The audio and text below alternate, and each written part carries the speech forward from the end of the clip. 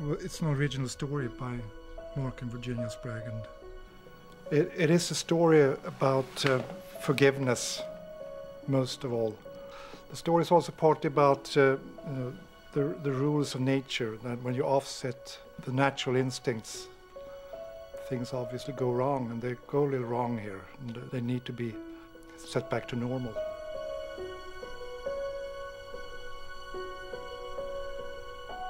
You know, this was the kind of story that Lasse knows how to tell.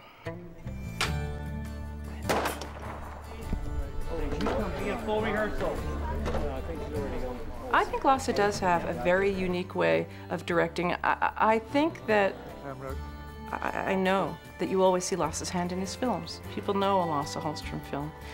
They have certain expectations for what the story will be like and how the characters will be developed and the certain level of complexity. Mom! He's just world-class, top level, and when you work with him, you know why. You get this total trust, and in the first couple of days, you can see that, you know it. And you're like, you're right, that was too much this, or that was too much that, or it wasn't enough, or, you know, and he has the eye.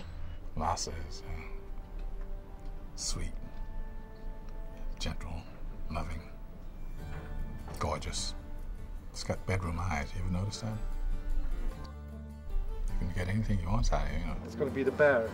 So it's gonna... And he like has a way of explaining stuff to kids. He just knows how to talk to kids. Like sometimes he like says stuff. What does that mean? Oh, well, like do this and that, and I love him. No, they just think over.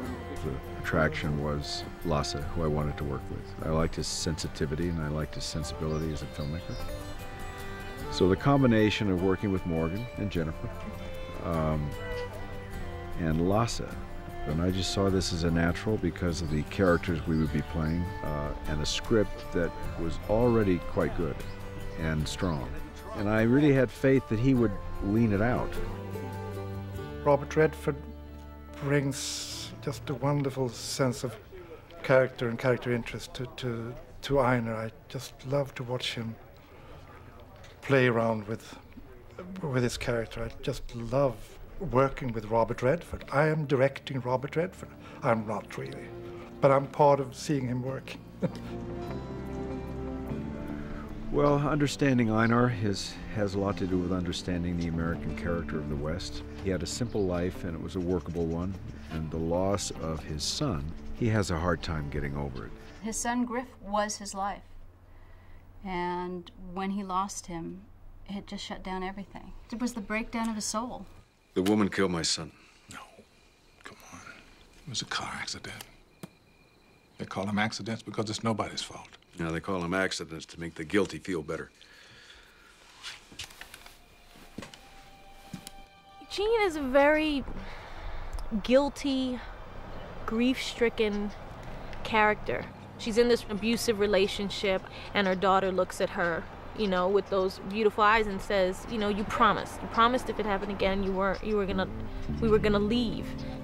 She finally reaches a point in her life where she is ready to accept maybe having to go back to this man who actually shares her grief. Nobody can share her grief as deeply as Einar does, and she knows it. And I think that's what brings her back here. I don't want you here. At least we agree on something. I don't want to be here either. I'm really impressed by Jennifer Lopez, her performance. She's a natural. Jennifer's very accomplished actress. Very. I mean, she can't help it. She's got all these other talents. That's not her fault. It's her blessing. Do you think he blames me for losing his wife, too? I imagine he does. She's the unfinished part of Einar's life. Don't be able to tell him that, but that's the truth of it. Morgan Freeman has a natural ability to. Now he just oozes wisdom and intelligence, doesn't he? As a person, and that's just right for this character. And I'm just impressed by the way he picks up on every vibe in a room and uses it for the film. And that's just very impressive. That it's a bold way of acting, isn't it? It's a bold approach to acting that he has. Oh, what'd you dream about last night? I didn't dream at all. I lay awake all night wondering if you would ever stop blaming the world for whatever. A trauma creates a change in Mitch. Physical trauma like that. A very vigorous, hard-working man, all of a sudden he's very close to useless. He's had a lot of time to watch his friend sort of deteriorate along with him. You know, he's deteriorating physically and his friend is eating himself up. And what was different about this tale, I think, most certainly was the relationship of Einar and Mitch. It is the love story of this movie.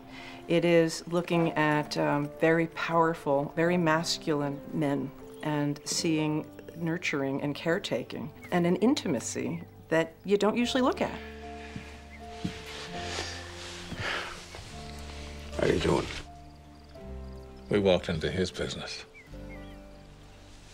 Hell, he was just doing what bears do. We can't punish him for that. Got to let him go, I know.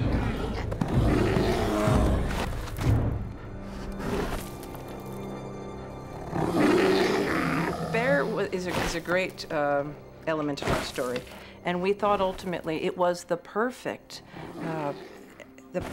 mirror to hold up for a story about acceptance, to be able to see this animal doing, not the big bad bear, not monster bear, not nature gone wrong, just a bear, out feeding, and a terrible consequence. And for Mitch, and in one of the last things he can give and do for his best friend, which is to try to be demonstrative and say, we can get over this. We do not have to punish this bear for being a bear, for the external scars on my face. We all carry our scars. Mitch carries them on the outside. You know, the bear is that which we all wrestle with. You know what I mean? You're wrestling with the bear. Everybody has their bear in life, you know what I mean? And it's about conquering that bear and letting him go. And I think that's why it's such a brilliant metaphor for the whole movie, because it's about conquering those things that hold us back, that bog us down, that just don't let us be happy, that don't let us have peace in our life.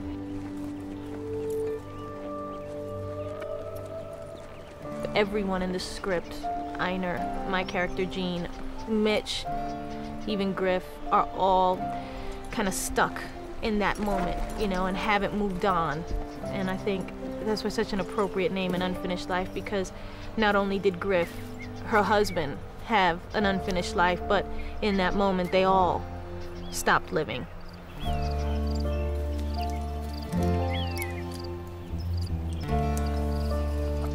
It's characters that I relate to. I know these people, I've met them, I think I've recognized them and relate to them, despite the fact that the culture is so far off from where I come from.